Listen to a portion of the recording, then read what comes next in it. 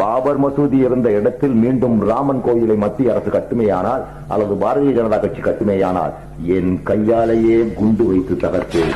இது எங்கள் அல்லாஹ்வின் மீது ஆணை, நான் வணங்கும் அல்லாஹ்வின் மீது ஆணை, என் பெற்ற தாயின் மீது ஆணை. அதற்காக இந்த நாட்டில் தூக்குதான் தண்டனை என்றால் தொங்கத்து முன் கைது.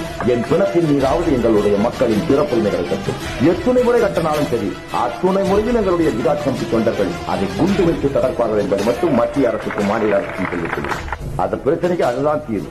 நீங்க இவ்வளவு லட்சம் மக்கள் சேர்ந்து எங்களை ஏமாத்திட்டீங்க. ராணுவம், கோர்ட்டு, ஒரு பள்ளிவாசல் 466 வருட வரலாறையே பறிகொடுத்துட்டு இங்க வாழ்ற ஒவ்வொரு நிமிடமும் எனக்கு ஆறாமாக்கப்பட்டிருக்கிறது என்பதை மட்டும் தெளிவாக புரிந்து கொள்ளுங்கள். நான் பயப்படவே மாட்டேன். அதுக்கெல்லாம் பிளான் பண்ணி எல்லாம் அந்த மேப்புக்கு இப்ப எல்லாம் ரெடி பண்ணி வச்சுட்டேன். என்னைக்கு கட்டுறானா கொக்கால வழி வச்சிருக்காங்க. அங்க எப்போ ராமன் கோயில் கட்டினாலும் சத்தியமா குண்டு வச்சு நான் தகர்த்தேன். இது என் அல்லாஹ்வின்